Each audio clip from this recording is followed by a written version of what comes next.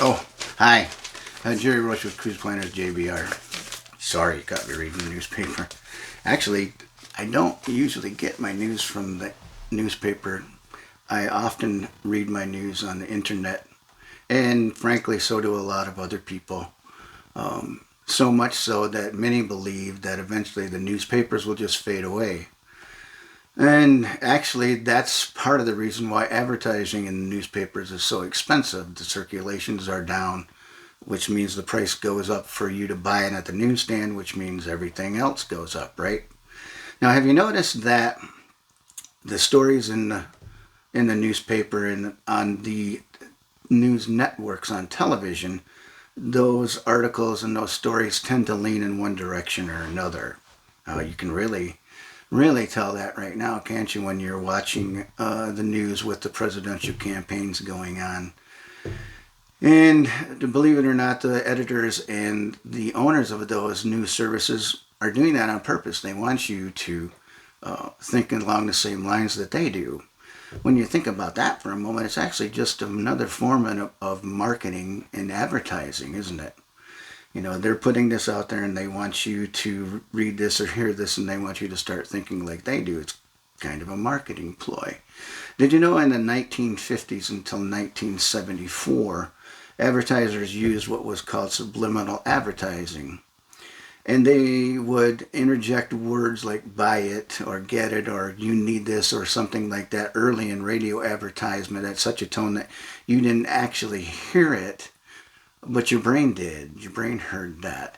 Later in the television networks, they would flash it across the screen and so fast as buy it or get it or you need this or some words like that in order to get you to believe that you actually needed that. It happened so fast on the television that you didn't actually see it, but your brain did.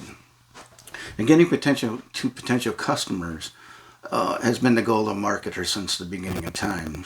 Sometimes it's just a matter of staying in front of a potential customer, making sure that they see you or hear about you when they're ready to purchase something what that you need. For example, in this newspaper, there's advertises for tires and electronics and washers and dryers and things like that in every ad and every printing that they make. But you don't really pay attention to those things until you need it. And then it's like, oh, look, there's an ad for tires. I need tires. What a great price.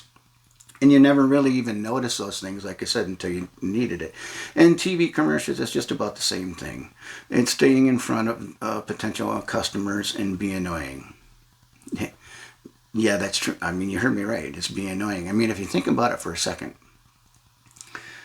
I think that you will admit that the TV commercials that you remember the most are the ones that annoy you the most.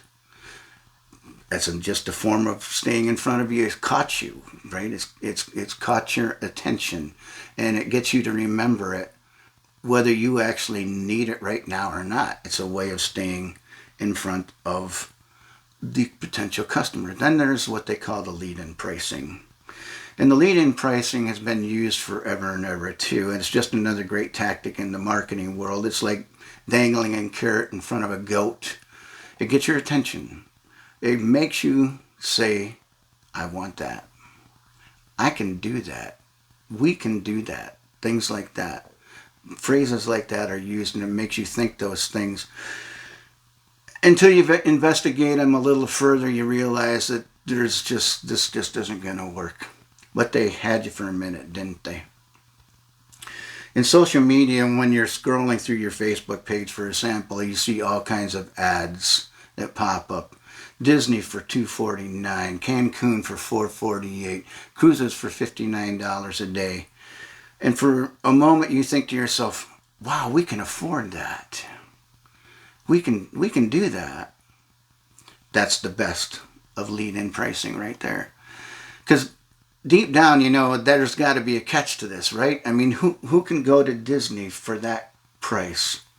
And cruises for that price? And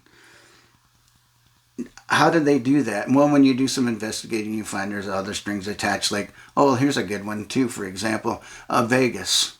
$25 a night. Oh, by the way, there's a $75 a night resort fee. Or when you go down the cruise, did you know that you have to pay a daily gratuity fee? And oh, by the way, that first price that you see on the cruise line, great lead-in price, doesn't include port fees and taxes. So how do you know what's real? How do you know what's a good deal? The good news is you don't have to. That's my job. And the best part is you don't have to pay me a penny. You see, the travel companies pay me for leads, bookings, and referrals. That's how I make my money. I don't charge you a penny. So if a travel agent asks you for a fee, you need to leave, then you need to call me. That's just the way it is. I've been in the travel industry for 15 years. Ever since we wrote books on the lighthouses and we started traveling throughout Michigan and eventually throughout the world, I've been doing this for 15 years. I kind of know what I'm doing now. So when it's time to plan your vacation and spend your hard-earned money, why waste your time sorting things out? You don't need to do that. Just call me, Jerry Roach, at 810-793-2468, and let me do that for you. Hey, be sure to follow me on Facebook at Cruise Planners JBR.